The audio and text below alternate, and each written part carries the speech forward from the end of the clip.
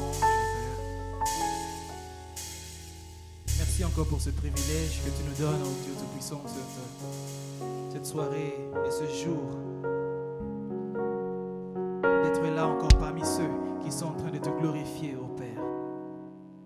Merci encore une fois de plus de nous avoir fait confiance, Dieu, et de nous appeler dans ta présence. Afin que nous puissions participer à l'adoration et à la louange, oh Dieu, avec les anges, oh Dieu, que nous puissions nous joindre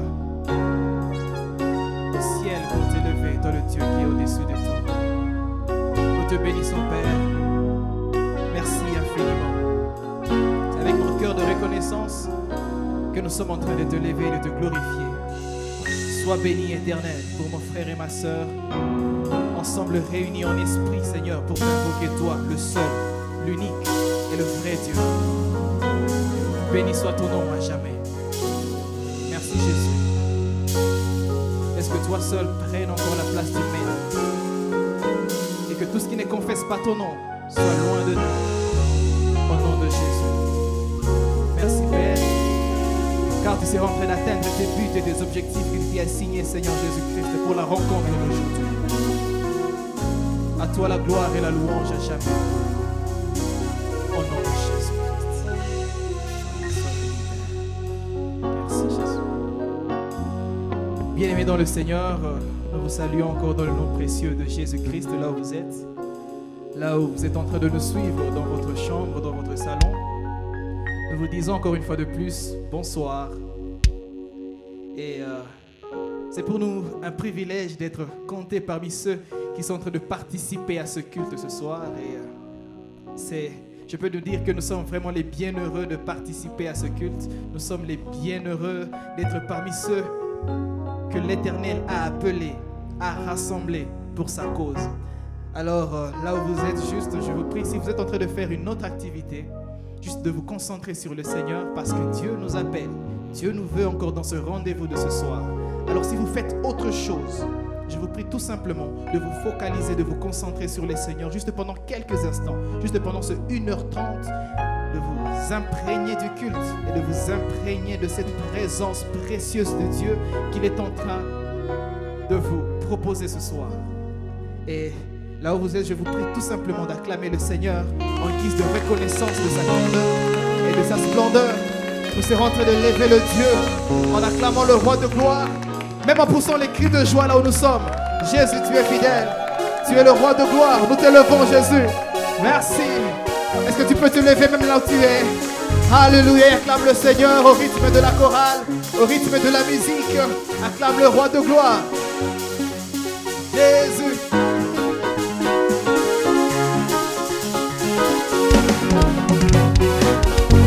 Béni soit le Seigneur, béni soit le Seigneur, pour sa sainteté, pour sa sainteté. Béni soit le Seigneur, béni soit le Seigneur, car il est présent, car il est présent. Béni soit le Seigneur, béni soit le Seigneur, car il est puissant, car il est puissant. Élevons le Seigneur, élevons le Seigneur, pour sa sainte présence, pour sa sainte présence. Oh oui, nous te louons Seigneur, nous te louons Seigneur, de tout notre cœur, de tout notre cœur. Nous nous tournons vers toi, nous nous tournons vers toi.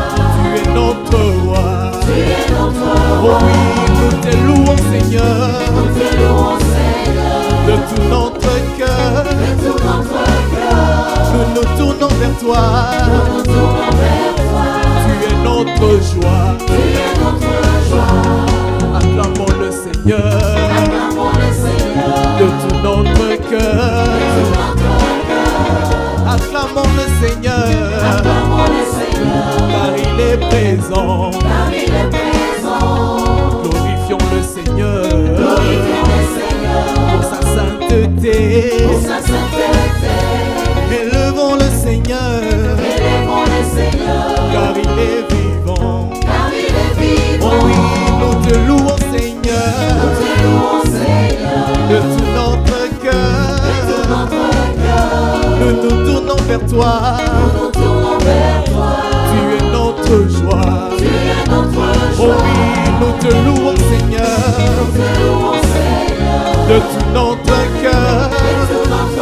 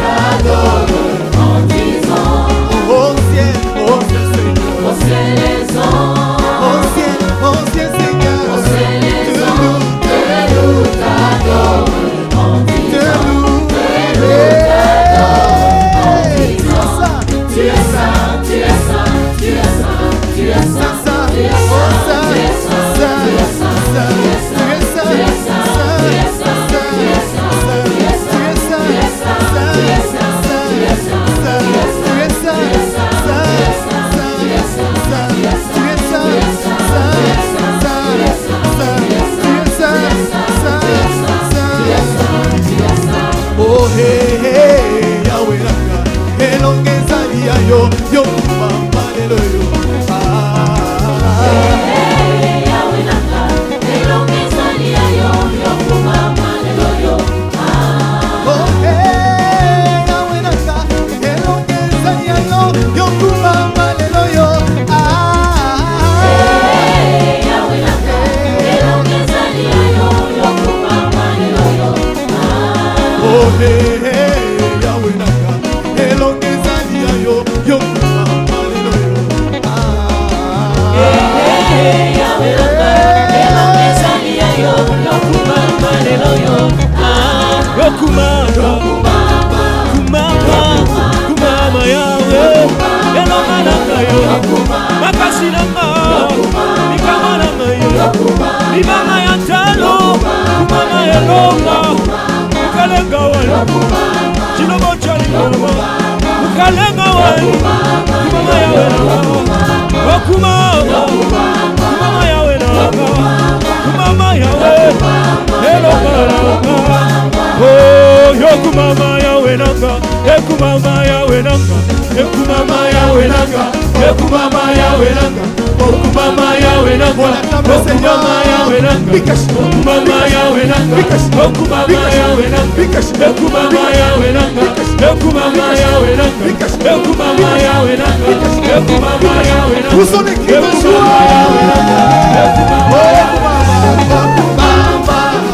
Oh kumama Yahweh yo kumama Yahweh yo kumama Yahweh yo kumama lelo Yahweh yo kumama lelo Yahweh kumama mon sentiment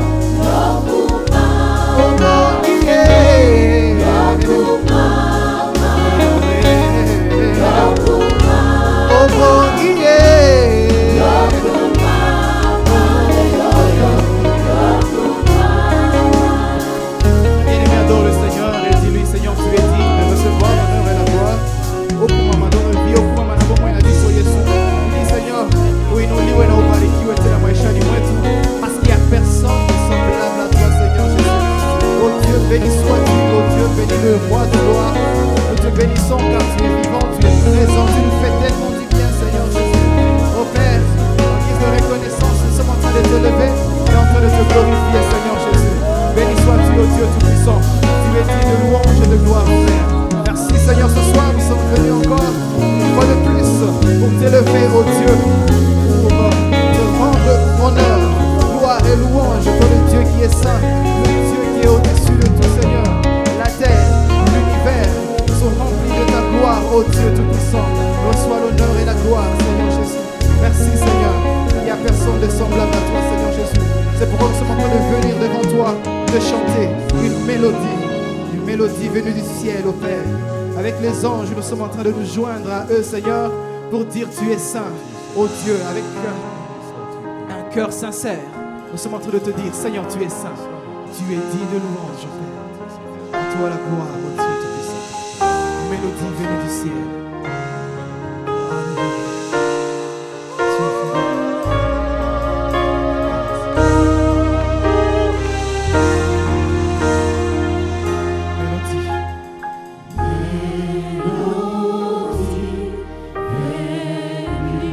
Tu es fidèle.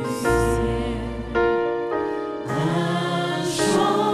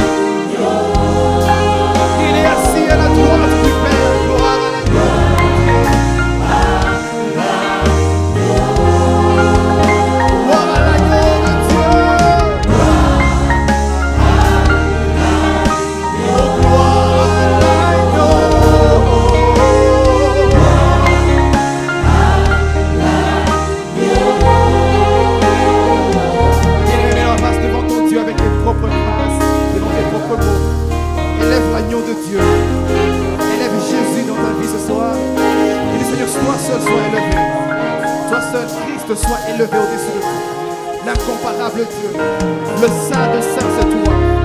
Quand tu étais sur la terre, il n'était trouvé en toi aucune iniquité, Seigneur Jésus. Tu es saint, Seigneur Jésus. Tu es saint, Seigneur. Nous t'élevons pour ta sainteté, Seigneur. Nous t'élevons pour ta sainteté, Seigneur Jésus. Oh Père, n'est-ce pas? Les 24 vierges sont en train de se crier l'un à l'autre. Saint, saint est le Seigneur. La terre est remplie de sa gloire. Et nous aussi, Seigneur Jésus, nous sommes en train de nous écrire ce soir. Dieu, Père, saint, saint est celui qui est au-dessus de tout. Saint, saint est celui qui a créé l'univers. Saint, saint est celui qui est le commencement de toutes choses. Saint, saint est celui qui est la source de toutes choses. Le Dieu parfait, le Créateur, incréé c'est toi. Le Créateur, incréé c'est toi. Nous t'élevons dans ta sainteté. Nous t'élevons dans ta sainteté. Nous t'élevons dans ta sainteté. Oh Jésus, tu mérites la gloire. Tu mérites l'honneur. Tu mérites l'envie. Tu mérites tout ce que nous avons de plus cher. Tu mérites ce culte, oh Dieu. Sois élevé à jamais. Sois glorifié à jamais, Seigneur. Sois élevé à jamais, Seigneur Jésus. Oh, béni sois-tu, Seigneur Jésus. Béni sois-tu, oh Dieu. Béni sois-tu, celui qui est venu. Celui qui est venu, afin que nous ayons la vie en abondance. Béni sois-tu, Seigneur Jésus-Christ. Nous te levons, Jésus. Nous te glorifions. Nous te glorifions, Seigneur. Alléluia. Saint ô éternel.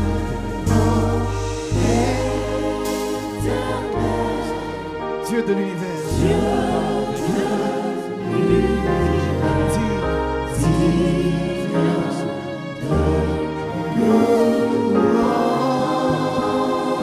Honneur et gloire à l'agneau de Dieu, assis sur le trône.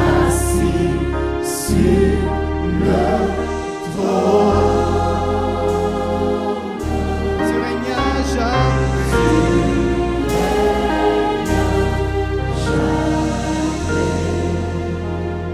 Assis sur le trône.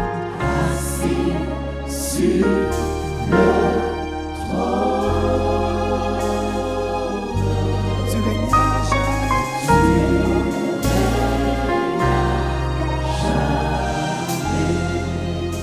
Oh, assis sur le trône.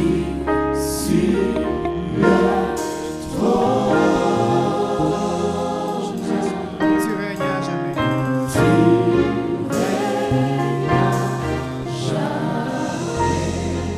Oui, Seigneur, tu règnes à jamais. Ndio Bwana unatawala milele. Ce soir, nous nous réjouissons parce que tu règnes sur nous. Na jioni ya leo tufurahi sababu watawala juu yetu. Merci parce que ton règne est un règne d'équité et de justice. Asante sababu ufalme wako ni ufalme wa haki na usawa, Et ton joug est léger. na nira yako ni nyepesi. Merci, Seigneur, Asante Bwana pour ton règne. kwa ajili ya utawala Mais ton wako. règne est éternel. Utawala wako ni wa milele. Ton règne est puissant. Ufalme wako ni wenye Ton uwezo. règne est au-dessus de tous les Ufalme wako règnes. ni juu ya Ton mafalme règne est zote. suprême.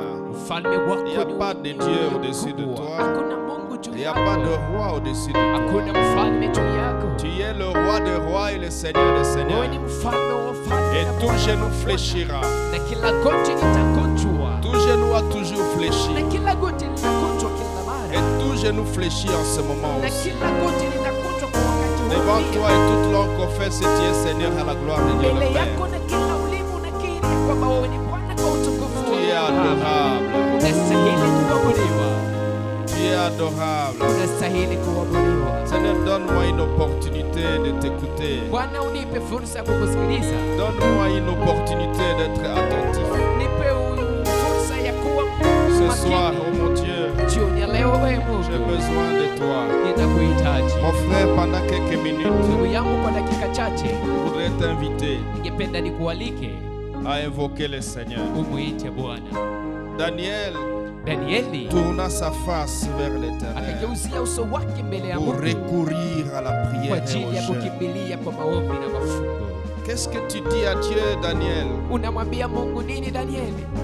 Je connais ce Dieu. Najua Mungu huyu Il m'a sorti de la fosse au lion. ameniondoa ndani ya tundu ya Je simba. connais ce Dieu. Najua Mungu Il huyu a sorti mes compagnons de la fournaise ameondoa ardente chauffée cette rafiki fois. zangu ndani ya tanuru la moto Mon lililowashwa frère, ma mara saba. sœur, Ndugu yangu na c'est dada ce yangu, Dieu que tu pries durant cette saison. ni huyu Mungu unayemwomba ndani ya wakati Il est huu. le Tout-Puissant. Yeye ni Mungu mwenye uwezo Il wote. est le grand Dieu. Yeye ni Mungu mkubwa. Il est le Dieu suprême. Yeye ni Mungu mkubwa Et il a besoin de toi. na nakuhitaji. Et toi, tu as besoin de lui. Nawe namhitaji. Et il a dit, évoquez-moi, je vous Na répondrai. niseme muniite nami nitawajibu. Il a dit, demande-moi. Alisema Je mniombe te donnerai les nations pour héritage na nitakupatia mataifa et kama les vile extrémités de la terre pour possession. na mwisho wa dunia itakuwa miliki yako. Il a dit, Alisema quiconque demande reçoit. yeyote anayeomba Quiconque me anapewa, cherche me trouve. yeyote anayenitafuta ananipata.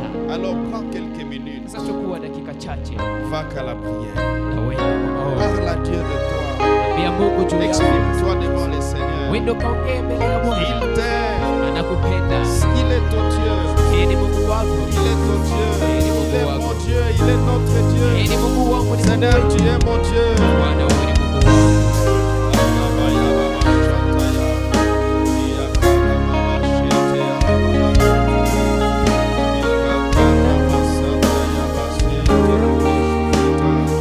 Seigneur, écoute mon frère ce soir.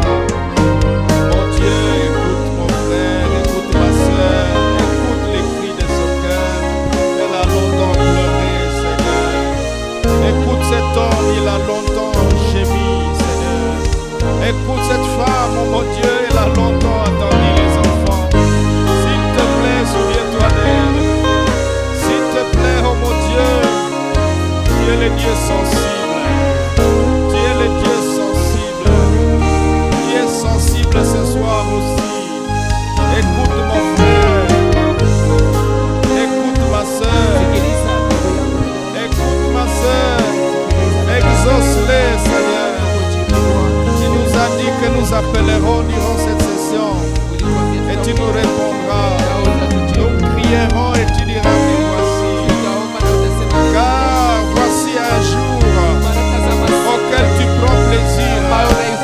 Un jour où l'homme s'humilie. Un jour où l'homme humilie son âme. Nous humilions nos âmes devant toi.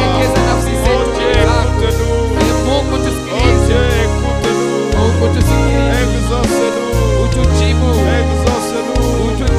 Réponds-nous, Yahweh. Tu es notre Père. Tu es le Dieu de l'Alliance. Tu es notre allié.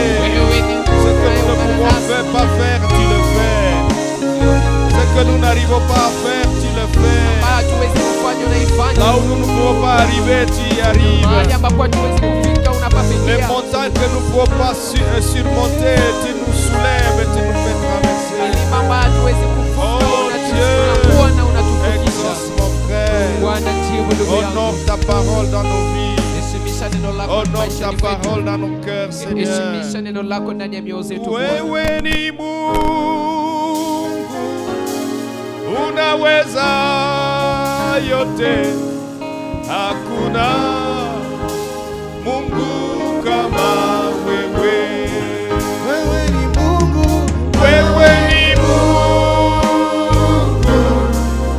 unaweza yote, hakuna Mungu kama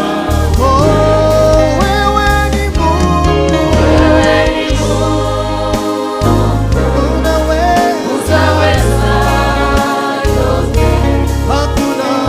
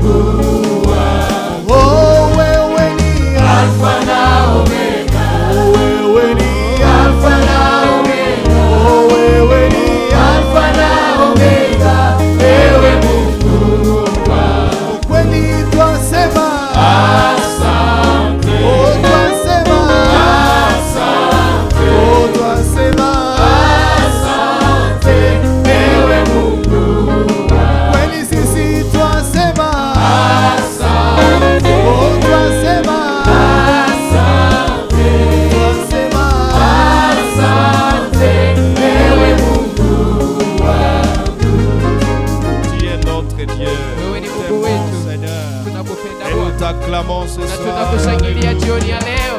Tu fais des merveilles en nos vies. Unatenda mema. Béni soit ton nom, Jina Seigneur. lako libarikiwe Bwana. Amen. Amen. Nous voulons saisir une opportunité d'adorer le Seigneur avec nos ressources. Tunatafuta Tu vas prendre ton kuchukua fursa offrande ya et nous allons kumwabudu donner Bwana à Dieu pamoja na sadaka rapidement et zetu. nous allons écouter la parole. Chukua sadaka yetu tumtolee Seigneur, Mungu na prends tutasikiliza notre neno. offrande, accepte-la, c'est de tout notre cœur. Bwana, Parce chukua que sadaka Seigneur, yetu. nous avons toutes choses de ta part. Ni kwa moyo wetu Nous te tunakupatia, donnons de ce que tu nous as donné. sababu tunakupatia ile ambayo umetupa. Accepte notre offrande. Wenda ukakubali sadaka yetu, Agrée notre offrande. kubali sadaka yetu. Accepte mon offrande, bien-aimé Fils de Dieu, et que sur moi descende la flamme du Seigneur. Accepte mon offrande, bien-aimé Fils de Dieu, et que sur moi descende la flamme du Seigneur. Merci Seigneur. Asante Bwana. Tu peux donc offrir à Dieu et si Naweza tu veux le faire kutolea sur Mungu. électronique, tu le fais également. Na kama unahitaji kuifanya kwa njia ya simu, Le unaweza Seigneur kuifanya. se réjouit de notre offrande. Bwana anafurahi kwa ajili ya sadaka zetu. Amina.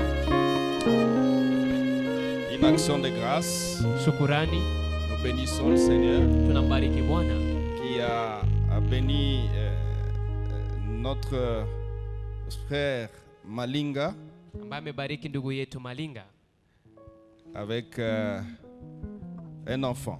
pamoja na mtoto. On acclame le Seigneur. Nambariki Bwana. Le couple Tunamshangilia. Malinga a eu un enfant Ndoa ya Malinga et ilipata ils se mtoto réjouissent et ils ont dit merci au Seigneur. na wanafurahi, wamesema asante kwa Bwana. Alléluia. Amina. Gloire au Seigneur. Utukufu kwa Bwana.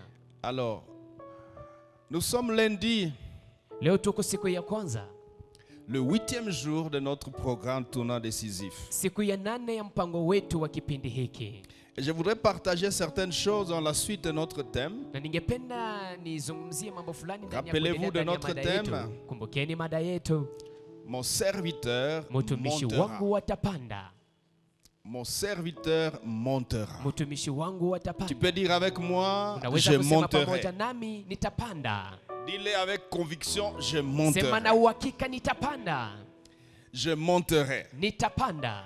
Et tu monteras en effet. Na utapanda hakika. Parce que le Dieu des cieux Maana Mungu wa mbingu te cherchait depuis longtemps. alikuwa akikutafuta tangu Et il zamani, t'offre une opportunité na anakupa fursa de l'expérimenter. ya kuiishi, Et le temps a sonné. na muda umefika Que quelqu'un expérimente des montées irrésistibles. kwamba mtu aenda kaishi Que kupanda quelqu'un isiyopingwa. expérimente une opportunité Mtu aenda kaishi de fursa prospérer. ya Mon kufanikiwa. serviteur prospérera, Mtumishi wangu Point, atafanikiwa. virgule. Nukta na mkato. il montera. Atapanda. Il montera. Atapanda. Il se lèvera. Atainuka. Il se lèvera très haut. Atainuka Mon juu zaidi. serviteur. Mtumishi wangu. Merci parce que tu es serviteur de Dieu. Asante maana wewe ni mtumishi wa Et nous Mungu. avons vu que le service pour Dieu Na tumeona ya kwamba huduma kwa ajili ya Mungu ne consiste pas simplement au service ministériel dans l'église, haiko tu kazi ya huduma kanisani, mais c'est ta destinée. lakini ni hatima yako. Ta destinée est un ministère. Hatima yako inakuwa ni Ta huduma. destinée est un service à l'éternel. Hatima yako inakuwa ni huduma mbele ya Mungu. Or, chaque être humain Ijapokuwa kila a une mwanadamu destinée sur la terre. anakuwa na hatima Et cette duniani, destinée est venue de Dieu. na hatima hiyo Il imetokea est la kwa source de Mungu. notre Maana destinée. yeye ndiye chemchemu ya Il est hatima écrit, yetu. Imeandikwa, nos destinées sont dans ta main. hatima zetu ni mikononi mwako. Alléluia. Amina. Pourquoi? Parce que cela est venu de toi, en fait. Sababu gani? Ni sababu imetoka kwako. Alléluia. Amina. Et comme notre destinée, c'est cela même, le service que Dieu attend de nous sur la terre, Na jinsi hatima yetu ndiyo huduma ambayo Mungu anangoja toka kwetu Dieu duniani. désire Mungu anahitaji que nous mettions notre destinée au service de notre collectivité au service de la société pour répondre aux besoins, pour résoudre des situations, pour être une bénédiction comme il a dit à notre père Abraham. Mungu anahitaji tutumie hatima yetu kwa ajili ya kutatua shida za jamii yetu ili tuweze kuwa jibu na tukuwe chemchemu ya baraka kama vile alivyoahidi kwa Abrahamu. Alléluia. Amina. Laissez-moi partager Mniache nizungumzie sur des besoins globaux de notre génération. juu ya hitaji kwa ujumla ya kizazi Parce que chetu. lorsque nous parlons de répondre aux besoins, Sababu tunapozungumzia kujibu kwa que hitaji je monterai ya kwamba nitapanda de telle manière que kwa kiwango ambacho ma vie maisha yangu accède à un seuil, un niveau inafikia kwa kiwango opérationnel ambacho inakuwa ikitumika qui me permet ambayo de inaniwezesha répondre aux besoins kujibu kwa hitaji ou de résoudre les problèmes de ma génération ama kwa kutatua shida za kizazi de changu telle manière que kwa kiwango ambacho le divin Mungu se manifeste dans l'humain. anaonekana ndani ya mwanadamu.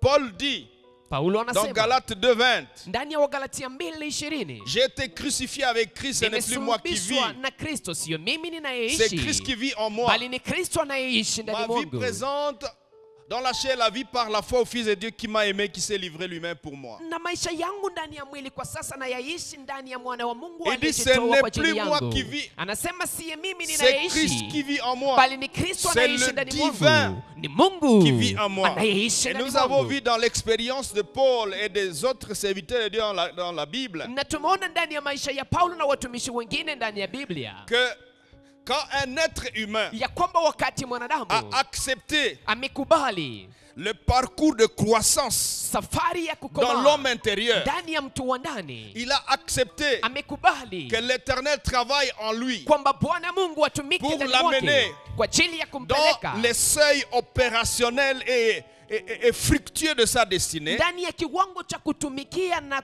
cha kutoa matunda ndani ya hatima Alors yake. sa destinée devient une réponse Hapo sasa hatima yake inageuka au jibu besoin kwa ajili ya shida de sa génération. ya kizazi chake. Alléluia. Amina, Alléluia. amina.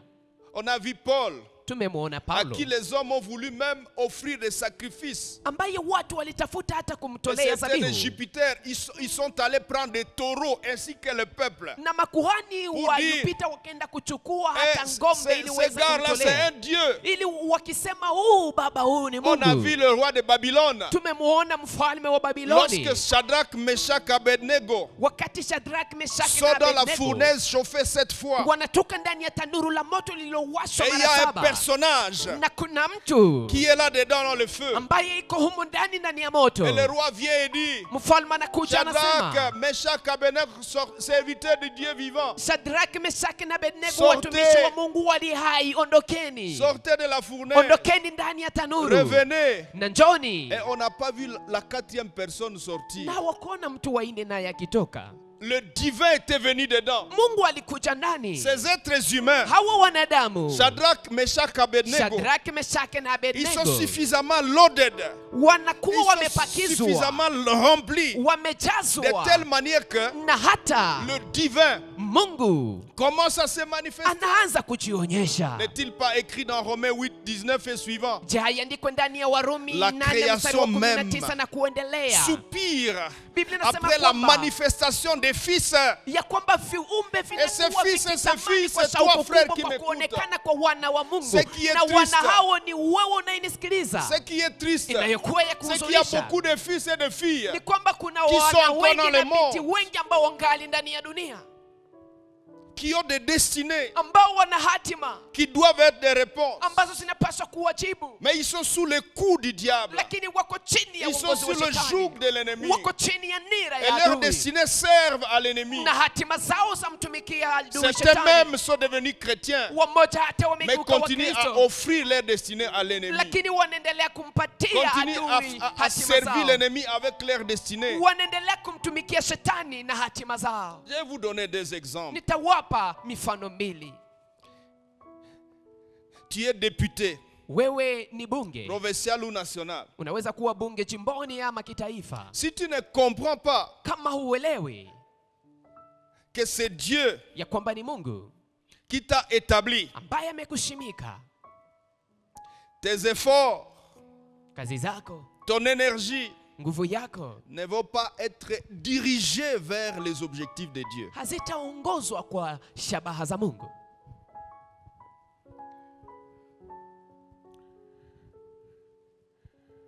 Pour résoudre les problèmes des êtres humains pour lesquels tu es allé dans cet hémicycle. Kwa ajili ya kutatua shida za wanadamu ambazo zimeacha kwamba unaingia ndani ya bunge hilo. Mais ton cœur sera orienté Lakini moyo wako utaongozwa sur ton gain, juu ya faida yako, tes intérêts, juu ya faida ton zako, groupement politique, juu ya chama chako cha tes pères kisiasa, politiques, juu ya wababa wako wa de kisiasa, telle manière que na hata les intérêts de Dieu faida za Mungu n'auront pas d'espace dans ton cœur. hazitakuwa na nafasi moyoni Et on mwako. en voit plusieurs. Na tunawatuma wengi, tunaona wengi kama hawa.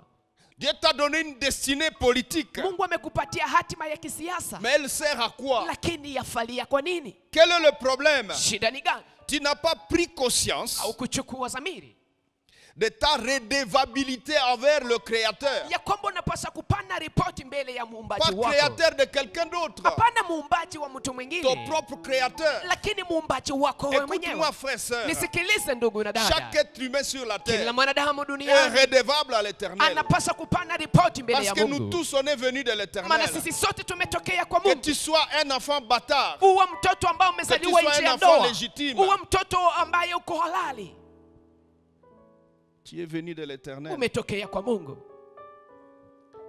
Pourquoi ta grossesse n'a pas disparu? Sababu gani mimba yako Parce que Dieu avait un haikuondoka? objectif avec toi. Sababu Mungu alikuwa na shabaha Il y pamoja nao, avait un objectif, une destinée. kulikuwa Et hatima, dans chacune de nos destinées, na kila ndani ya kila moja ya il hatima y a un zetu seuil opérationnel kuna kiwango cha kutumikia qui résout les problèmes des autres, ambacho kinatatua shida, qui tatizo za répond aux wengine, besoins. kinachojibu Et kwa donc, tu hitaji. es dans ce domaine politique Na ni kusema uko ndani ya uwanja huo wa pour un kisiasa but divin. kwa ajili ya lengo la Mungu. Laisse-moi te rappeler cela. Acha nikukumbushe hiyo. N'est-il pas écrit? Je, haiandikwi Si un aveugle conduit un autre aveugle, ya kwamba kama kipofu anaongoza kipofu mwingine, tous deux vont tomber dans la fosse. wote wawili wataanguka ndani ya Matthieu tundu? chapitre 15 verset 14. Mathayo 15 mstari Où wa sont les 14. modèles dans notre société? Mifano ziko wapi ndani ya kizazi, ndani Où ya sont jamii les yetu? modèles de référence Mifano, politique vielelezo, à l'éternel? vielelezo vya kisiasa kwa Mungu viko wapi kwa jamii yetu? Et quand vient le temps de voter des lois qui sont contraires à la volonté de Dieu Na wakati wa kuchagua sheria zilizo kinyume na mapenzi ya Mungu et qui sont inafika, même néfastes na ambazo zinaharibu et contraires à l'avenir du pays ou des êtres humains qui t'ont voté et qui t'ont amené là-bas, na kinyume cha ujao wa nchi ama ujao wa watu waliokuchagua na wakakupeleka huko, toi aussi tu votes ça. nao pia unaichagua. Simplement, Sababu tu as oublié ta redevabilité envers ton Créateur. umesahau ya kwamba unapaswa kutoa ripoti kwa muumbaji wako. Alléluia. Amina. J'aimerais parler à un homme d'affaires. Ningependa nimwambie mfanyabiashara Ta mmoja, destinée est dans le domaine des affaires. hatima yako iko ndani ya biashara, Mais comment tu fonctionnes dans ce domaine? lakini namna gani unatumika ndani ya uwanja huo? Tu ne te rends pas compte que tu es redevable à l'éternel. Haugundue ya kwamba unapaswa kumpa Bwana ripoti.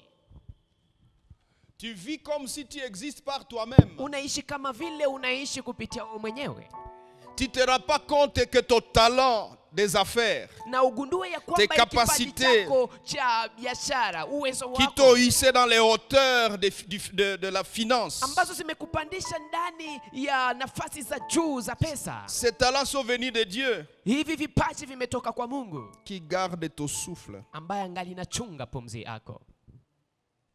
Et quand viennent les intérêts de Dieu, Na wakati ton Créateur, faida za Mungu muumbaji wako zinafika, tu es incapable de t'y pencher ou de pencher ton cœur là-dedans. hauna uwezo wa kuingiza moyo wako huko, Tu penses qu'à toi, na unajifikiria à tu ta wewe femme et tes mwenyewe, enfants, à tes watoto frères, wako, mke ta wako, famille ndugu zako, restreinte, jamaa lako la karibu, un peu à quelques mendiants ou nécessiteux. na unafikiria tu watu fulani Et ambao wanakuomba na rarement tu penses wahitaji, aux choses de Dieu. lakini haufikirie Rarement tu sana kwa vitu vya penses à Mungu. résoudre les problèmes des gens de ta génération. Haufikirie sana kwa kutatua shida za watu wa kizazi chako, Vous allez comprendre pourquoi aujourd'hui dans notre monde, na utaelewa sababu gani leo ndani ya dunia l'ennemi yetu prend le dessus. adui anakuwa Parce que juu. beaucoup d'hommes et de femmes Ni sababu wanaume wengi na créés wanawake par Dieu, ambao wameumbwa na Mungu, ayant reçu une destinée de la part de Dieu, ambao wamepokea hatima kutoka kwa Mungu, ont tout simplement trahi Dieu wamemsaliti Mungu, en l'ignorant wakimsahau dans l'exercice ndani ya de kutumika leur destinée. ndani ya hatima yao. Mais quelles sont tes ressources? Lakini Moi, rasilimali zako j'aimerais ni te gani? conseiller de revenir à ta source. Ningependa ni kushauri urudie kwenye Reviens à la chemchemi yako, source de tes ressources, rudilia frère. kwenye chemchemi ya rasilimali zako ndugu. Tu n'es pas venu du hasard. Haukutokea tu kiolela hivyo.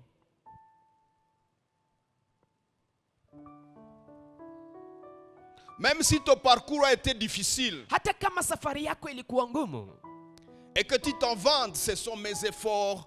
Dieu dit à Israël, na unakuwa kijitapu quand ukisema vous ni allez nguvu habiter yangu, des maisons, quand vous allez entrer dans des champs, n'oubliez pas l'Éternel qui vous a fait sortir du pays d'Égypte. Mungu anaambia Israeli, mtakapoishi nyumba nzuri, mtakapoingia ndani ya mashamba, msisahau Mungu aliyewatoa Misri. C'est-à-dire, tu dis quoi, Seigneur? Yamaanisha unasema nini Bwana? J'essaie de dire aux êtres humains que je viens sortir de l'Égypte, de Nawaambia l'esclavage, wanadamu ambao nimewatoa Misri ndani ya utumwa, que c'est moi qui les ai fait sortir, ya kwamba ni mimi ndimi nimewaondoa que j'ai huko travaillé pour cela, na nimetumika kwa ajili ya hiyo, et puis ils sont entre mes mains, na kisha wako mikononi mwangu, parce que ce qu'ils sont, sababu ile ambayo vient de wao moi. wako inatoka kwangu, je vais vous montrer les ressources fondamentales na nitawaonyesha rasilimali za qui ce msingi soir ambao jioni ya devront leo nous aider à nous rappeler de notre redevabilité ambazo envers jioni le ya leo Créateur, le Dieu suprême. zitatukumbusha kwamba tunapaswa kukumbuka ya kwamba tunapaswa pana ripoti kwa muumbaji wetu La ambaye ni première Bwana. ressource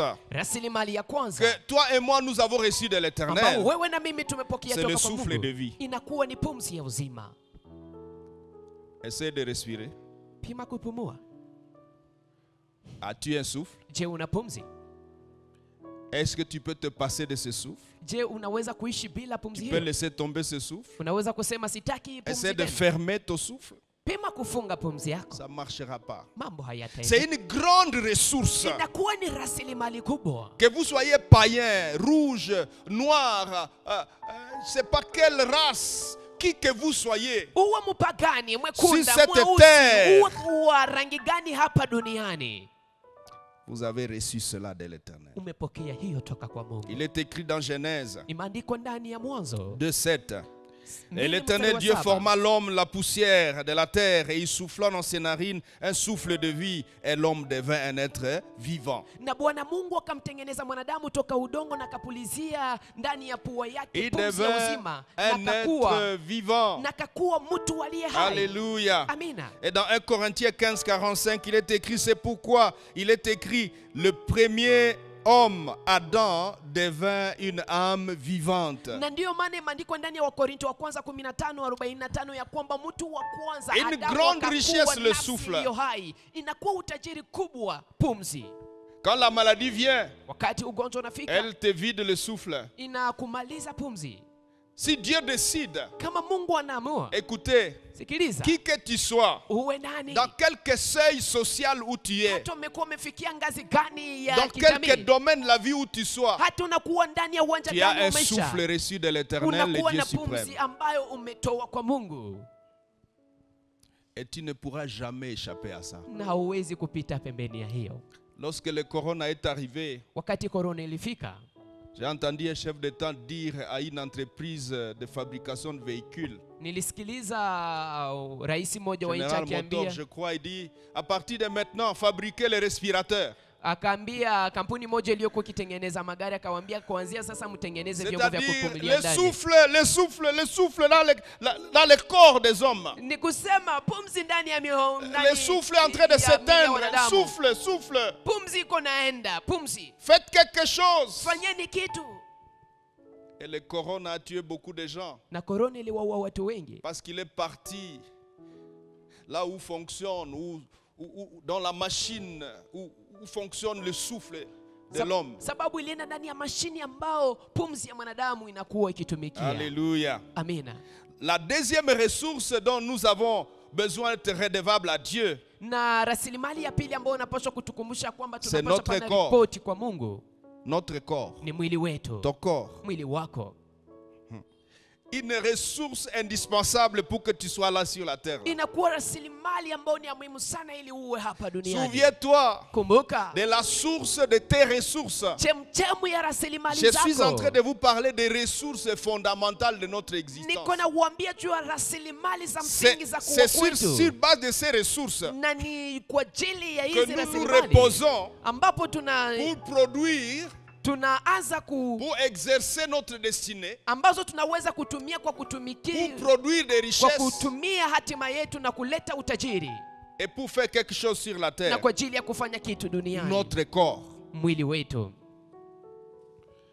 Savez-vous que même les démons, Mnajua ya kwamba hata pour mapepo opérer, ili kwamba watumike ils recherchent un corps wanatafuta mwili dans lequel habiter. ambao wataishi ndani Il est mwake. écrit dans Matthieu 12, 43, 45. Imeandikwa ndani ya Mathayo Lorsque l'esprit impur est 12:43 sorti hadi d'un homme, 45.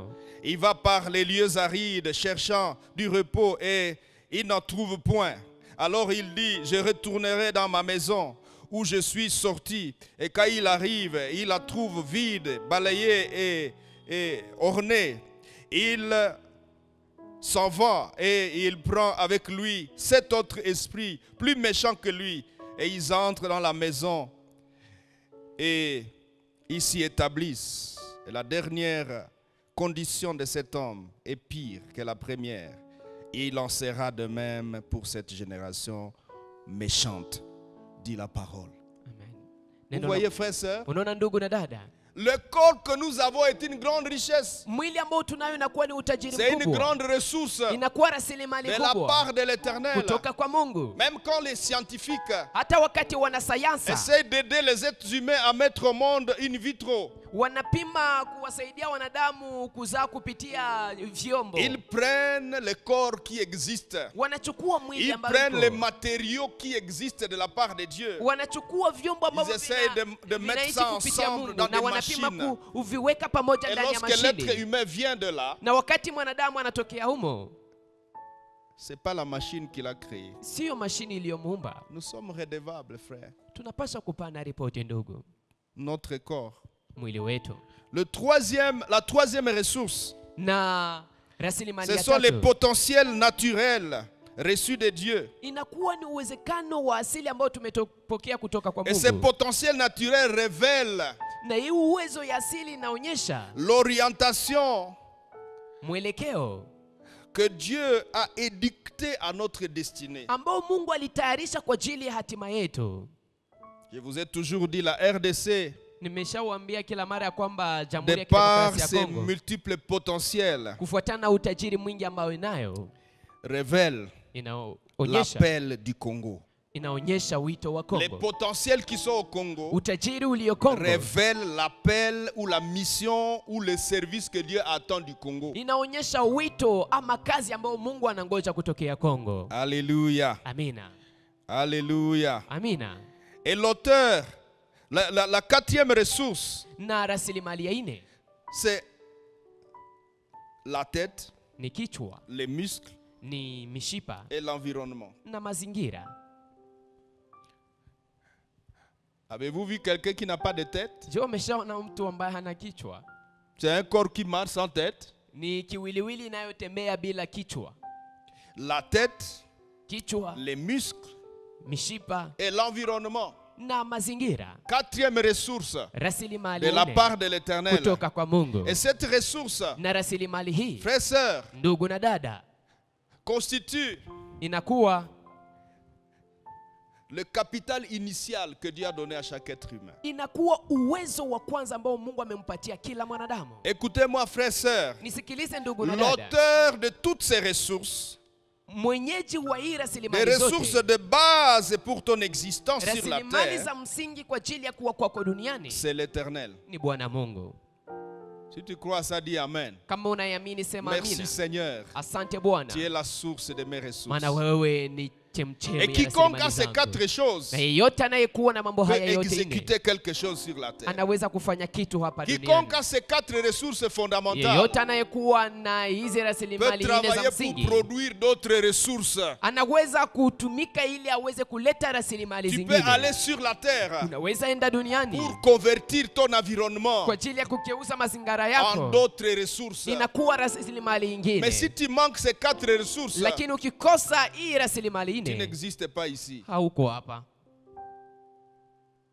Donc cesse de t'enorgueillir. Ni kusema acha kupata kuinuka na kiburi, Cesse de t'éloigner de Dieu. acha kwenda mbali na Mungu. Tu n'as pas de choix. Hauna uchaguzi wa Remets kufanya. à Dieu ce qui lui appartient. Urudishie Mungu ambayo ni Et yake, tu vas voir que tu n'existes pas. na utaona ya kwamba wewe hauko.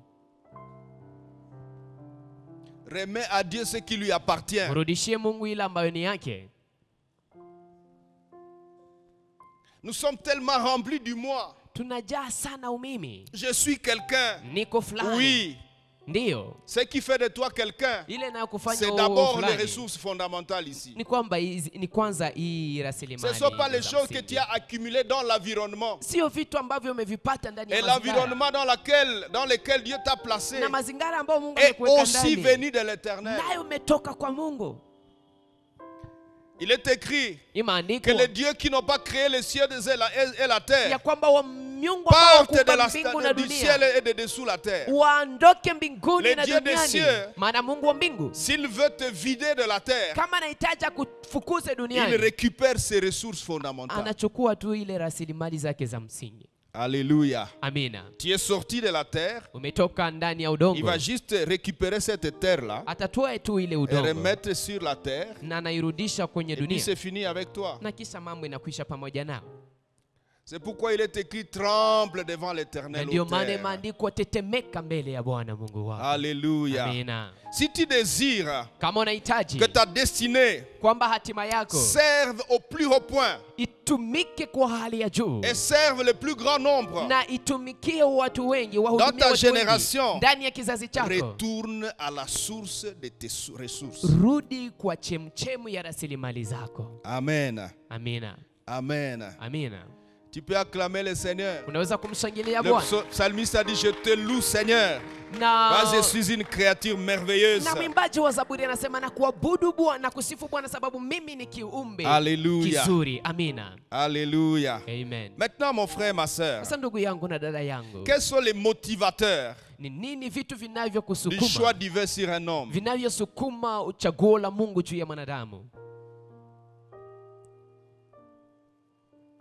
Quels sont les motivateurs? Ni vitu gani vinavyosukuma?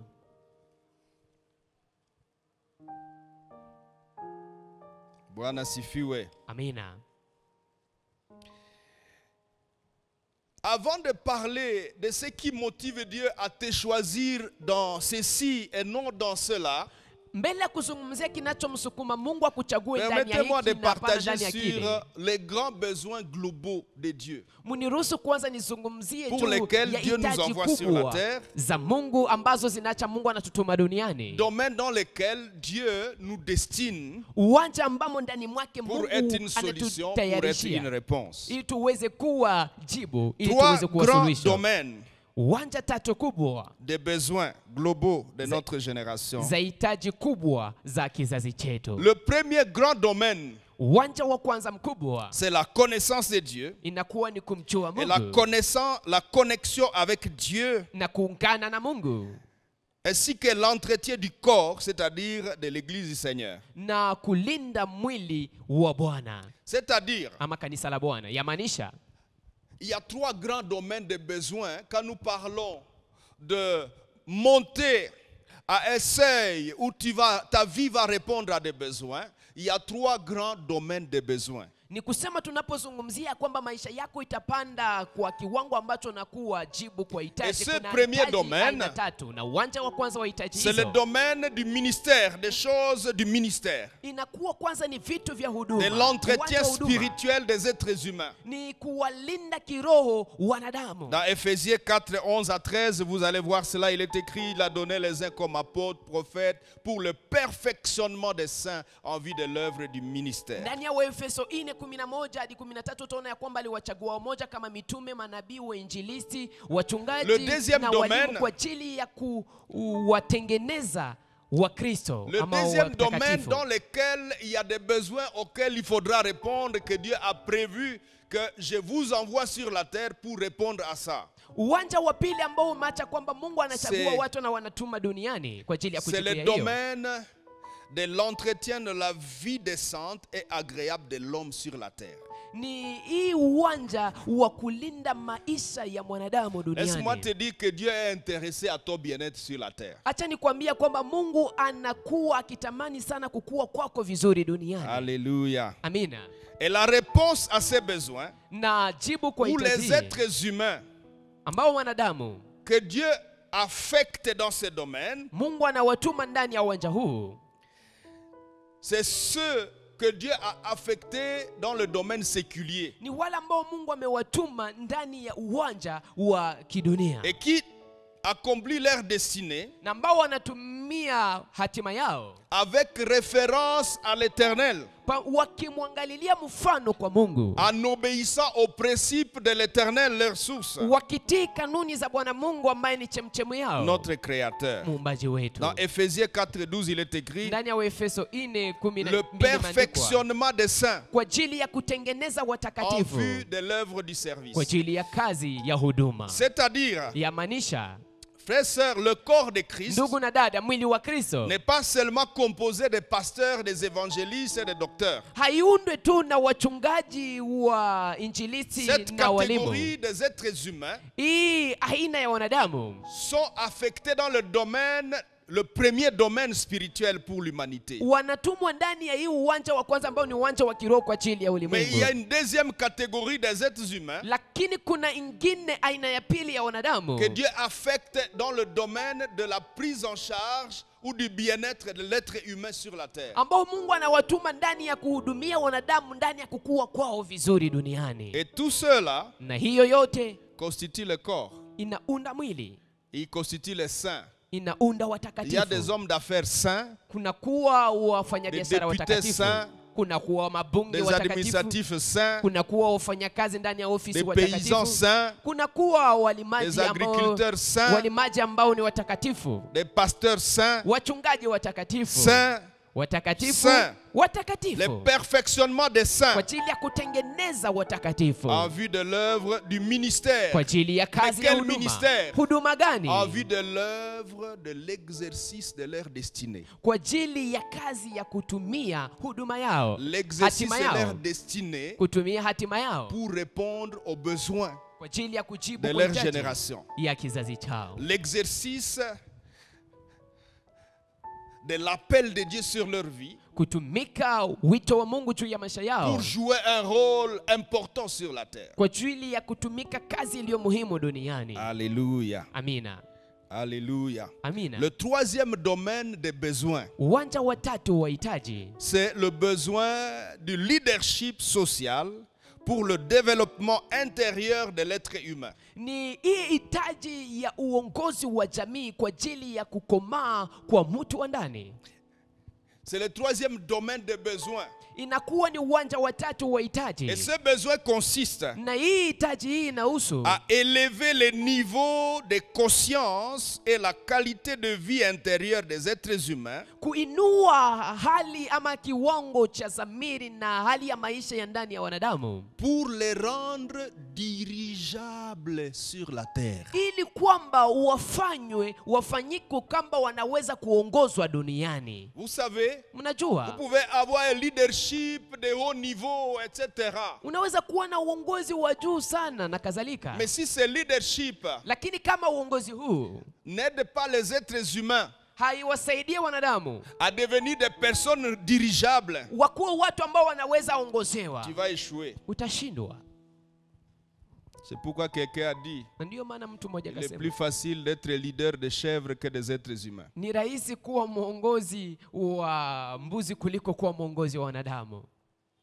Et quel est le problème? Shida ni gani? Le système de fonctionnement des êtres humains. Mitumikio ya wanadamu, La namna kufikiri plupart, kwao, le système de fonctionnement est dégradant. namna wengi kati yao, namna yao ya kutumika kufikiri inakuwa kabisa ya chini sana. Alors, voici le troisième besoin. Sasa tazama Dieu hitaji ya cherche kwanza. des hommes Mungu anawatafuta qui watu vont aider les êtres humains ambao watawasaidia wanadamu à développer kukomalisha ou à élever ama kuinua leur niveau de conscience ngazi et ya la dhamiri yao qualité de leur vie intérieure na hali ya maisha yao ya ndani, pour qu'ils deviennent dirigeables. ili kwamba wao watu ambao wanaweza kuongozewa. Alléluia. Amina. Et tous ces trois domaines de besoins Na hizi uwanja tatu zote za hitaji sont décrits depuis le commencement par l'Éternel. vinaonekana tangu mwanzo Dans le pamoja na jardin Bwana, d'Eden, ndani ya bustani ya Edeni. lorsque Dieu parle à Adam, Wakati Mungu anamwambia Adamu, il lui dit, anamwambia dans Genèse chapitre 2, verset 15 à 17, ndani ya Mwanzo 2:15 hadi 17, cultiver les jardins, lima bustani, c'est-à-dire économique, séculier, etc. yamaanisha yote inayofuata uchumi Et lui dit, ya kidunia na garder kadhalika. le jardin, Na namwambia uchunge bustani, c'est-à-dire leadership. yamaanisha uongozi. Et puis il dit troisièmement, Na ya pili anamwambia, ya tatu, respecter les principes de celui qui t'a mis dans les jardins. uheshimu kanuni za yule ambaye amekuweka ndani ya Et bustani. toi, tu es sur la terre. Na wewe uko Tu duniani, respectes les principes de celui qui t'a mis sur la terre. je, unaheshimu kanuni za yule aliyekuweka duniani? Ces exigences sont divines Masharti hasa zinakuwa za kimungu et révèlent les trois domaines de besoins de l'humanité. na zinaonyesha hii uwanja tatu ya hitaji za ulimwengu. Alléluia. Amina. Respecte les principes de celui qui t'a mis dans le jardin d'Éden. Heshimu kanuni za yule ambaye amekuweka ndani ya bustani ya Edeni. Réfère-toi à la source de ton existence. Na uangalie kwenye chemchemu ya kuwa kwako. Réfère-toi, Adam, à la source de tes ressources. Adamu, angalia kwenye chemchemu ya rasilimali Alors zako. tu réussiras. Na hapo sasa utafanikiwa. Nous sommes donc tous redevables Ni kusema sisi sote devant tunapaswa notre kutoa ripoti Créateur mbele ya muumbaji au wetu même niveau. kwa kiwango Ici, moja. j'aimerais appeler l'attention de chacun de nous, frères et sœurs. Hapa ningependa niomba angalisho la kila mmoja wetu, ndugu na dada. Nous ne sommes pas seulement agréables à Dieu lorsque nous sommes pasteurs, évangélistes, etc. Hatumfurahishe Mungu tu wakati tuko Nous wachungaji, n'accomplissons uinjilisti pas na la kadhalika. volonté de Dieu seulement quand nous allons tout quitter et aller servir à l'église. Hatutimize mapenzi ya Mungu wakati tunaacha yote na Mais tunaenda nous kumtumikia Mungu accomplissons la volonté kanisani. de Dieu Lakini tunatimiza lorsque nous mapenzi ya allons Mungu exercer notre destinée wakati tunatumia hatima yetu suivant les principes de Dieu, kufuatana na kanuni za en nous Mungu, référant sur les orientations de celui qui nous a envoyés sur la terre, tukiangalia maelekezo ya ule alitutuma et en duniani, respectant les principes de celui qui nous a mis là. na tukiheshimu kanuni za yule ambaye ametuweka hapo. Et nous serons cotés Na hapo sasa, comme Dieu cote les pasteurs aussi. na hapa sasa Mungu anaweza kutupatia alama kama vile anavyowapatia wachungaji. Ce que Dieu attend des êtres humains, Ila ambao Mungu anangoja kwa wanadamu c'est que chacun soit trouvé fidèle. ni kwamba kila mtu aenda akakutanike kuwa mwaminifu. Mais fidèle où? Lakini mwaminifu wapi? Beaucoup de gens qui sont dans le séculier Watu wengi ambao wanatumika ndani ya uwanja wa ont le kidunia sentiment d'être infidèles wanafikiria wanakuwa na hisia parce kwamba qu'ils wao si passent leur waaminifu, journée à vendre ou à opérer les gens ou à discuter dans le parlement. Ils ont l'impression que ça là c'est pour le diable. Je n'ai pas été à l'église donc je suis infidèle. wanafikiria kwamba wao si waaminifu sababu wanapitisha wakati yao wakifanya Laisse-moi te biashara, rassurer, frère, sœur. wakifanya kazi ya udaktari Aussi ama ndani ya longtemps. bunge. Acha nikwambie ndugu, Aussi longtemps que ce que tu fais, zidi unachokifanya c'est l'accomplissement ou l'exercice de ta destinée, inakuwa ni kutimiza hatima yako, et que tu l'exerces avec fidélité, na kwamba unaitumika ndani ya uaminifu, fidélité référée à ta source, à ton créateur, uaminifu ambao unatoshwa ama que tu exerces ukiangalia ce que kwa tu fais muumbaji selon wako, les principes de ton créateur, ambao unafanya kufuatana na kanuni za muumbaji et que wako, tu réponds aux besoins dans ce domaine-là, na kwamba unajibu kwa hitaji ndani ya uwanja aux huo, besoins de Dieu, kwa hitaji ya aux besoins Mungu, du royaume de Dieu, kwa hitaji ya ufalme aux wa besoins de Mungu, la cause de Dieu, kwa hitaji ya sababu ya Mungu, tu risques d'être mieux coté que le pasteur. unaweza kupata alama nyingi hata kushinda mchungaji. Tu risques d'avoir plus de récompenses que le pasteur. Unaweza kupata hata thawabu nyingi kuliko hata mchungaji, Parce que tu auras été trouvé fidèle. sababu utakuwa umekutanika kuwa mwaminifu. Jésus dit à ses apôtres, Yesu anaambia mitume wake dans la parabole des talents, ndani ya mfano wa talanta, il dit anasema à celui qui a fructifié les 5 talents, kwa ule ambaye aliweza kufaidisha il talanta dit 5, bon et fidèle serviteur, anasema mtumishi mwema na mwaminifu, entre dans la joie de ton maître. ingia ndani ya furaha ya Bwana wako. Alléluia. Amina. Combien j'attends que Dieu prononce ces phrases sur quelqu'un d'entre Mara vous ngapi qui nangoja m'écoutez. Mungu atamke maneno haya juu ya kila mmoja Bon wetu. et fidèle serviteur. En quoi Mtumishi tu as été bon? mzuri En quoi na tu as été mwaminifu. fidèle? Umekuwa mwaminifu kwa nini? Umekuwa Et mzuri pourquoi kwa nini? entrerais-tu dans la joie de ton maître Na sababu gani utaingia ndani ya furaha ya Bwana wako? tout le temps que tu as été sur la terre? Wakati wote uliokuwa As-tu duniani, pensé un seul instant que tu avais un maître? je, ulifikiria wakati mmoja ya kwamba ulikuwa na Bwana? Tu as été toi-même ton maître. Wewe mwenyewe ulikuwa Bwana wako. Entre dans la joie de ton maître. Ingia ndani ya furaha ya Nous Bwana avons dit wako. que le serviteur Tulisema ya kwamba mtumishi est défini comme anaweza quelqu'un kufafanuliwa qui accomplit une tâche mtu ambaye anatimiza kazi lui fulani confiée par son maître. ambaye amepewa na Bwana wake. Et de la bouche de Christ, il dit, Na kutokea kinywa bon cha Kristo et anasema, fidèle serviteur, mtumishi mwema entre na dans la mwaminifu, joie de ton maître. ingia ndani ya furaha ya Tu Bwana as bien wako. exercé ta destinée. Umetumika vizuri Tu as hatima bien yako. servi l'Éternel Umemtumikia au vizuri moyen de Bwana l'investissement que l'Éternel a mis en kupitia toi. mawekezo ambayo Mungu Dans les aliweka ndani domaines yako. que Dieu t'a fixés, Ndani ya uwanja ambao Mungu tu as alikuwekea. été fidèle. Na ulikuwa Tu as mwaminifu. fait selon les principes de Na l'Éternel. ulifanya kufuatana na kanuni za Bwana Ton Mungu. maître Bwana wako entre dans la joie. sasa de ton ingia ndani ya furaha ya Bwana wako. Alléluia. Amina. Alléluia. Amina. Alléluia. Amina. J'aimerais que tu te lèves, nous voulons prier un instant. Ningependa usimame, tunatamani kuomba kwa muda. Nous voulons prier. Tunatamani kuomba. Bwana sifiwe. Amina. Bwana sifiwe. Amina.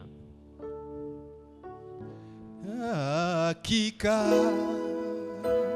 wema nazo fadhili zitanifuata mimi, nitakaa nyumbani mwa Bwana siku zote za maisha yangu.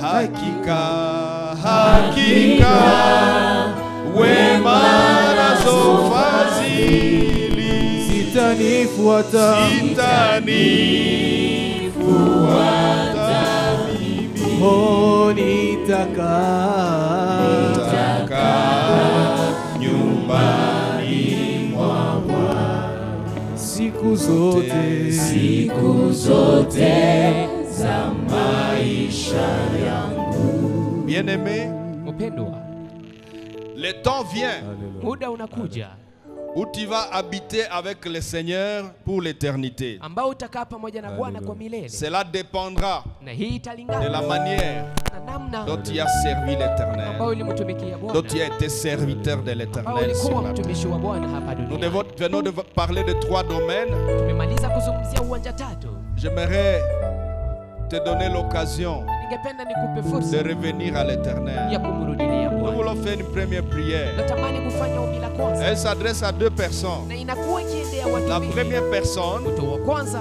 c'est qui n'a pas encore compris qu'il a besoin de Dieu. ule ambaye hajaelewa ya kwamba anahitaji Et Mungu. tu conduis ta vie comme tu veux. Tu as besoin du salut. Tu as besoin du Sauveur. Na unaongoza maisha yako jinsi unataka. Tu as compris ce soir Unahitaji wokovu. que Dieu te cherche. Umeelewa jioni ya leo kwamba Mungu Tu as anakutafuta. compris ce soir Umeelewa jioni ya que leo Dieu a besoin de toi. kwamba Mungu anakuhitaji. Et tu voudrais dire, mon Dieu, Na ungependa useme Mungu wangu, je retourne à mon Créateur. narudilia kwa Muumbaji Tu wangu. peux me suivre dans cette prière. Unaweza kunifuata Donne katika ta vie à maombi haya. Jésus. Umupe Bwana maisha yako. Dites, Yesu. Seigneur mon Dieu, Sema Bwana Mungu wangu, je viens à toi. nakuja kwako. C'est toi la source et mes ressources. Wewe ndiwe chemchemi ya rasilimali Mais zangu. depuis des années, j'étais ignoré. Lakini tangu miaka nimekusahau. Ce soir, Jioni ya leo je viens à toi. ninakuja kwako. Sauve-moi. Uniokoe. Sauve-moi définitivement. Uniokoe. Sauve-moi totalement. Uniokoe mimi Je msalaba. te donne ma vie. Nakupa maisha yangu. Je vais te suivre, Seigneur, Nitakufuata tout Bwana. le reste de ma vie. Maisha yangu yote yanayobaki. Je te donne ma vie. Ninakupa maisha yangu Au nom de kwa Jésus-Christ. jina la Yesu Kristo. Merci de donner ta vie au Seigneur. Asante kumpa Bwana maisha Et yako. l'assurance que Jésus est venu dans ton cœur maintenant. Uwe na uhakika ya kwamba Yesu amekuja moyoni Et mwako que tu es sasa. rebranché. Na kwamba umeweza Tu es retourné sur le rail de ta destinée. umeweza kurudi kwenye njia ya hatima yako. Maintenant, va et Ça contacte un bien-aimé. Va à l'église ou l'église qui est proche. Uende kanisani ama kanisa ambayo iko karibu nao ama Ou mpendo qu'on fulani, t'aide à croître afin que tu deviennes ce serviteur qui monte. ili wakusaidie kukomaa na ukuwa mtumishi Et si ambaye tu es à Goma, anapanda. Na kama uko mjini Goma, Viens à l'Arche. kuja kwenye kanisa la Ou si tu Arche. fréquentes une église, Ama kama unaingia ndani ya kanisa va fulani, voir ton pasteur wende ukaone mchungaji afin wako qu'il t'aide. ili kwamba akusaidie C'est grâce, c'est décisif la décision que tu viens de prendre. ndani ya hii uamuzi Elle est ambao très umechukua salutaire. na kuwa mtumishi. Alléluia. Amen. Je vais parler à une deuxième personne. Nitamzungumzia mtu wa pili. C'est cette personne qui fréquente une église. Ni mtu huyu anayeingia ndani ya C'est kanisa. cette personne qui se dit Ni chrétienne, huyu mtu ambaye anasema ya kwamba yeye ni Mkristo, mais qui ignore son Créateur. lakini ambaye anamsahau Tu muumbaji vis comme wake. si Dieu n'existe pas. Unaishi kama vile Mungu haiko. Et ce soir, tu as compris le Na message. jioni ya leo umesikiliza J'aimerais ujumbe. t'inviter Ningependa nikualike à revenir à Dieu. umrudilie Mungu. Il est écrit chercher l'Éternel pendant qu'il se trouve. Maandiko, tafuteni Bwana wakati angali Invoquez-le anapatikana. tandis qu'il est prêt. Mumuite wakati Que le yuko méchant tayari. abandonne ses voies. Na muovu Qu'il ache njia zake. retourne à Na l'Éternel. arudilie kwa Bwana. Qui aura pitié de lui. Na atamsikilia huruma. Retourne à l'Éternel ce soir. Rudi kwa Bwana jioni ya Nous leo. voulons prier avec toi. Natamani kuomba pamoja Dites avec nawe. moi, Seigneur Jésus, Sema pamoja nami Bwana je Yesu. me répands, Ninatubu. je te trahis. Nimekusaliti. Tu es ma ressource. Wewe ndiwe Tu es rasilimali ma yangu. source. Wewe ndiwe Je chemchemi suis yangu. venu de toi. Nimetoka kwako. Et puis même je t'ai reçu dans ma vie. Na kwanza nimekupokea maishani mwangu. Et puis ensuite je t'ai ignoré. Na kisha nikakusahau. Et je vis comme si tu n'existes Naishi pas. kama vile hauko. Ce soir, Seigneur, je viens. Jioni ya leo Bwana ninakuja. Pardonne-moi. Je Unisamehe. reviens à la maison. Nakuja tena kuwa sababu. Pardonne-moi, Seigneur. Uende ukanisamehe. Accepte-moi à nouveau Uende ukanikubali dans la tena. famille Ndani ya jamaa. de mon Ya Créateur. muumbaji wangu. Je vais te suivre et t'obéir. Nahitaji nikufuate na Je vais nikutii. exercer ma destinée Nitatumia en respectant les principes que tu as édictés. nikiheshimu kanuni Depuis le ulizoziweka. jardin d'Éden, Tangu bustani ya le Edeni. principe de celui qui a créé le jardin Kanuni d'Éden. ya yule ambaye aliumba Et bustani ya aide-moi Edeni. à le respecter. Unisaidie Au kuziheshimu. nom de Kwa jina la Jésus-Christ. Yesu Kristo. Je vais m'adresser à une troisième personne. Nitaongea na mtu wa tatu. C'est toi qui sers le Ni Seigneur. wewe ndio unayemtumikia Nous Bwana. avons vu Tumeona 3 domaines. uwanja tatu. Le premier domaine, domaine spirituel, Uwanja wa tatu ni uwanja c'est wa la kiroho. responsabilité de l'Église Inakuwa ni jukumu la kanisa d'encadrer le reste des enfants de Dieu. la kuweza kuongoza Et que des mabaki ya fois nous watoto les wengine avons wa Mungu. abandonnés à leur triste sort. Na mara nyingi tumewaacha De telle wao manière wenyewe. que- na hata Ils sont sombrés dans l'oubli de l'Éternel. wamezama ndani ya kumsahau Nous Mungu. voulons demander la grâce de Dieu. Natamani kuomba neema ya Et Mungu. j'aimerais t'inviter à prier avec Na moi ningependa nikualike uombe pamoja nami et demander pardon avec moi. na uombe msamaha Dites, pamoja Seigneur nami. notre Dieu, Sema Bwana Mungu nous wetu, demandons pardon tunaomba à msamaha ta Église kama vile kanisa, pour avoir été irresponsables. sababu hatukuheshimu jukumu Nous n'avons zetu, pas assumé notre mission, hatukutimiza kazi yetu le perfectionnement des saints ambayo ni kuwatengeneza en vue watakatifu de l'œuvre du kwa ajili ministère, ya kazi ya huduma, le perfectionnement des saints kutengeneza pour watakatifu les élever au seuil de leur fonctionnalité, kwa opérationnalité, ajili ya kuwapandisha kwenye kiwango efficace, cha wao kwa nguvu, fructueux. cha kuzaa matunda. Jésus a dit, Yesu kasema, je vous ai établi nimewashimika afin que vous alliez, que vous portiez beaucoup de fruits, ili kwamba mwende na et que mkazae votre matunda fruit demeure. na matunda yenu Seigneur, Bwana, oh Dieu, Mungu wangu, tes brebis nous attendent wanakondoo wako pour les wanatugoja encadrer efficacement. kwa ajili ya kuwaongoza Tu avais dit à vizuri. Pierre, Umemwambia paix Petro, mes brebis, walishe kondoo paix wangu. mes agneaux. Wendo kawachunge Ce soir, kondoo wangu. pardonne-nous Jioni leo, wendo katusamehe. pour l'irresponsabilité, Sababu hatukuheshimu pardonne-nous ndugu zetu. Tusamehe. la négligence, Kwa ajili ya kudharau. pardonne-nous l'inattention, Utusamehe kwa ajili ya kukosewa kumakini, l'inattention, kukosa kuangalia. et fais-nous grâce Seigneur. Na utujaze Réveille-nous, Bwana. Utuamshe. réveille nos cœurs, Utuamshe mioyo réveille zetu. nos ministères, Uamshe au huduma nom zetu. de Kwa Jésus-Christ. jina la Yesu Kristo. Maintenant mon frère, ma soeur, Sasa ndugu yangu na dada nous yangu, voulons prier. tunatamani kuomba. Rappelez-vous de nos 3 requêtes durant cette saison. Kumbukeni hitaji zetu tatu ndani ya wakati Les huu. requêtes personnelles, Ni hitaji za kipekee, l'Église hitaji za kanisa et la nation. na hitaji za taifa. Il est écrit Imeandikwa dans Ésaïe chapitre 6 verset 8. ndani ya kitabu cha Isaya 6 Dieu mstari wa s'écria, 8. Mungu Qui akasema, enverrait nimtume nani? et qui marchera pour nous? Na nani atakayetembea kwa niaba yetu? Autrement, Kwa maneno il mengine, voulait dire, alitafuta kusema qui voudrait élever sa conscience nani ambaye anahitaji ainue dhamiri zake au sujet de son affectation sababu ya mahali ambapo ameweza kutumwa, et commencer à l'exercer selon mes principes. na aanze kutumika kazi hiyo kufuatana na kanuni zangu. Nous voulons dire, Seigneur, Tunatamani kusema, Bwana aide-moi unisaidie à répondre.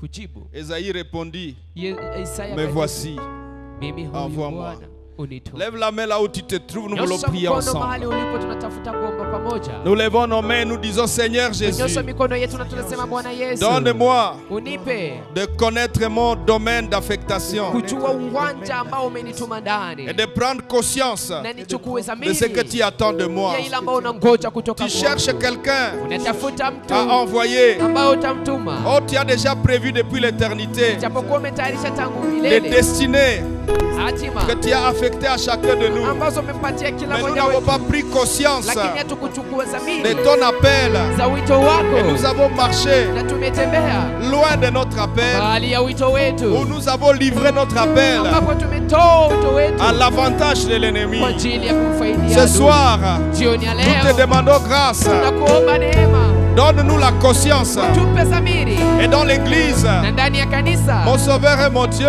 Mwokozi wangu élève la na conscience. kuondoka inue Et dhamiri. nous prions pour notre ville. Tunaombea mji Nous wetu, prions pour notre génération. tunaombea kizazi chetu. Élève la conscience. Inua dhamiri, Élève la conscience inua de dhamiri l'affectation de chacun, ya kutumwa kwa kila afin que mtu, nous servions ili kwamba tuweze kutumika selon toi, kufuatana na wewe, selon ton orientation. kufuatana na mwelekeo Commence wako. maintenant à prier toi-même Anza pour kuomba toi. sasa wewe mwenyewe kwa Prie ajili pour yako. toi-même. Ujiombee wewe mwenyewe. Seigneur, élève ma conscience Bwana, inua dhamiri zangu sur ma destinée. juu ya hatima Élève yangu. ma conscience Inua au dhamiri zangu sujet de ma juu destinée, ya hatima yangu, au sujet de mon affectation. juu ya mahali ambapo Je veux nimetuma. être efficace. Nahitaji niwe na Je nguvu. veux être fidèle. Nahitaji niwe mwaminifu. Élève ma conscience Inua dhamiri au zangu sujet des principes kufuatana na kanuni que tu as établis dans ton ambazo royaume, umeweka ndani ya ufalme wako. notre royaume, Ufalme wetu, le royaume de notre Père. ufalme ya Je baba veux yetu. respecter les principes Nahitaji niheshimu afin que je porte du fruit. kanuni ili nizae Un matunda. jour,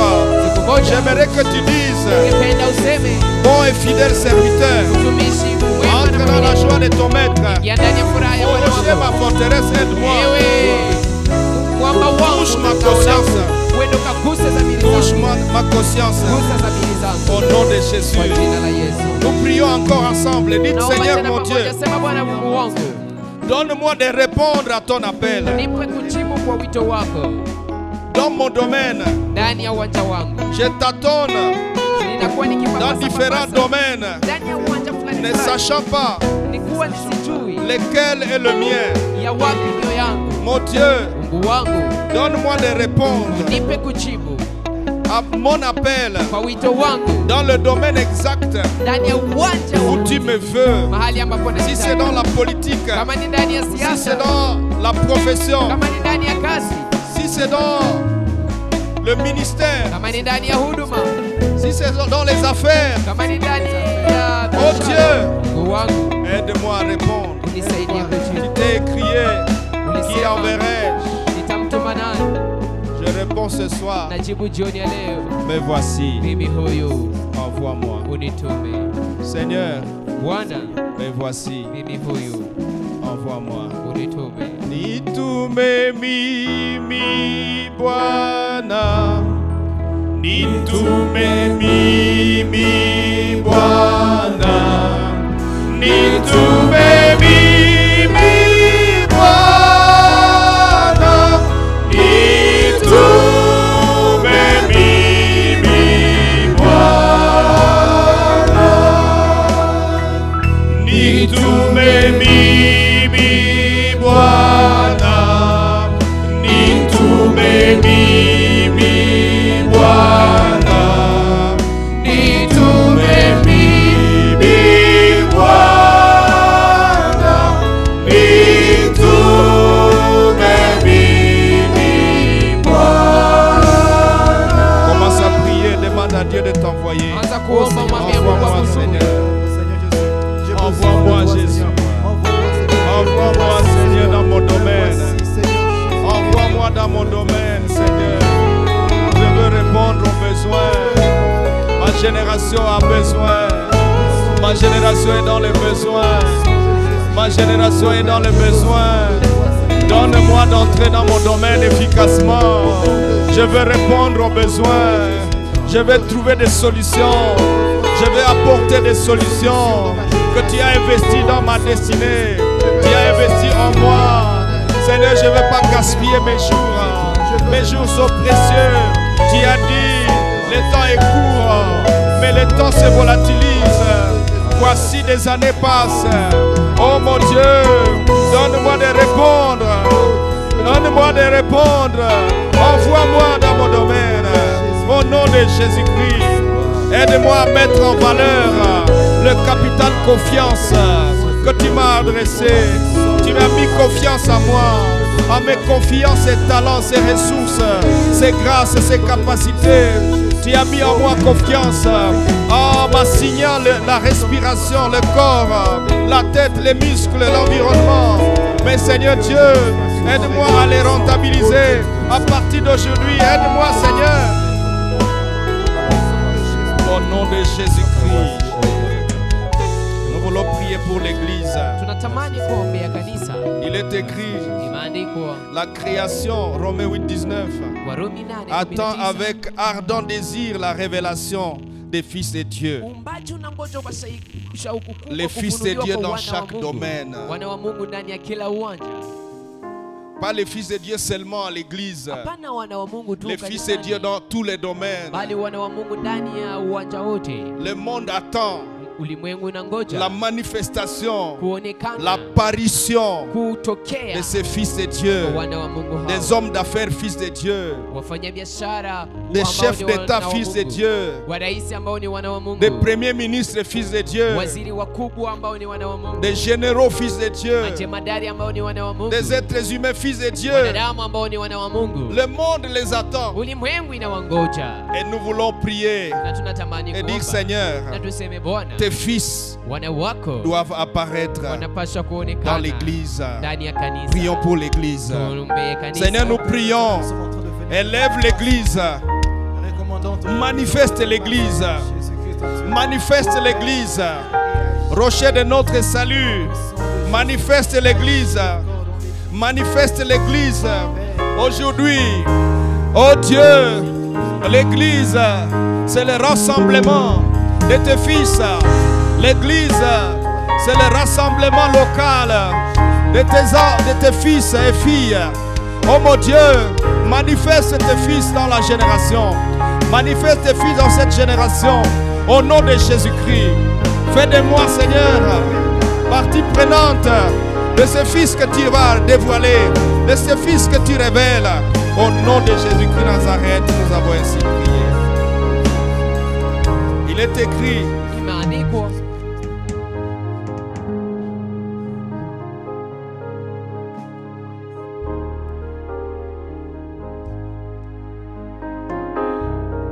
Que l'Éternel parcourt la terre de son regard Ya kwamba Bwana Mungu anaangalia dunia nzima pour soutenir ili aweze kuwasapoti tous ceux dont le cœur est tout entier. wale wote ambao mioyo yao ni kwake, Pour soutenir ili awasapoti tous ceux dont le cœur est tout entier à lui. wale ambao mioyo yao yote iko kwake.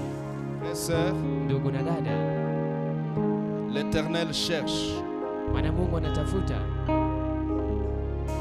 ceux qui ont le cœur tout entier à lui. wale ambao wana mioyo ambayo ni nzima Nous mbele voulons zake. prier pour notre nation. Natamani kuombea taifa letu. Il est aussi écrit Imeandikwa dans Psaume 12:9. ndani ya Zaburi 12 mstari wa Les 9 méchants se promènent de toutes parts ya kwamba waovu wanatembea ng'ambo quand la zote bassesse règne parmi les fils de l'homme. wakati upumbavu unatawala miongoni mwa wana watu.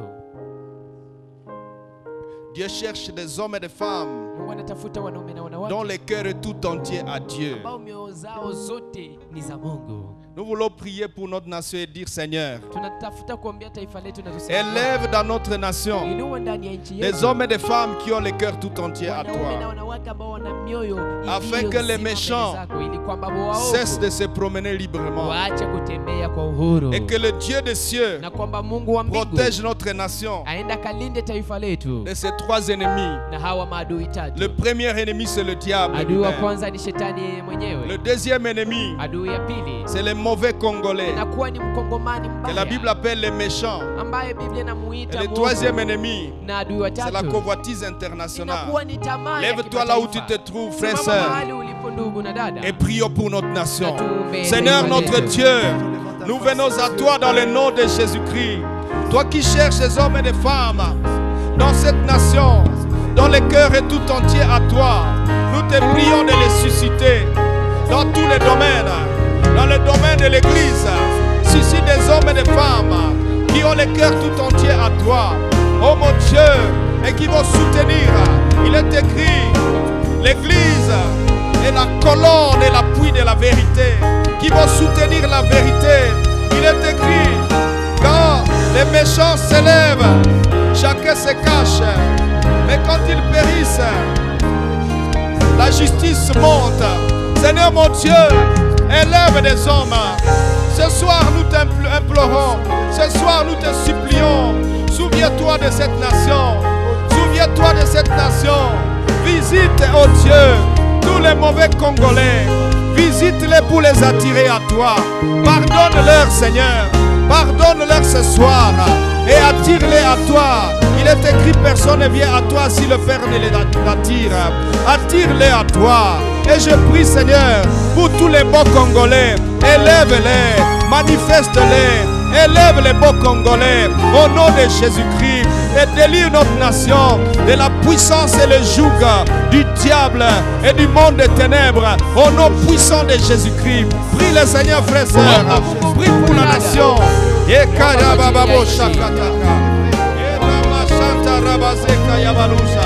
Seigneur, tu es le même. Tu ne changes pas. Tu es le véritable. Sauve notre nation. Oh Dieu vivant et vrai. Durant ce mois de l'indépendance, souviens-toi des cris des avants de Dieu. Souviens-toi des cris des Congolais. Écoute et exauce. Sauve, oh mon Dieu, à cause de ton grand nom.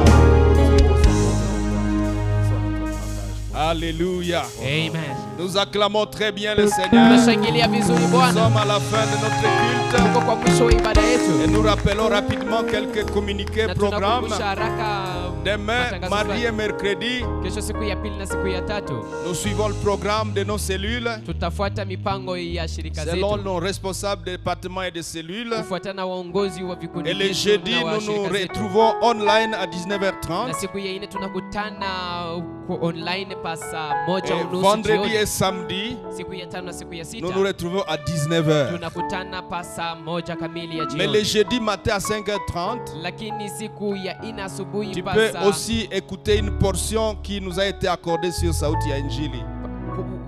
siku ya 4 pa saa 11:30 ya asubuhi naweza kusikiliza sehemu ya ujumbe ambao umetupewa na Dieu vous bénisse et vous exauce au nom de Jésus. kwa jina la Yesu. Soyez bénis. Amen. Amen.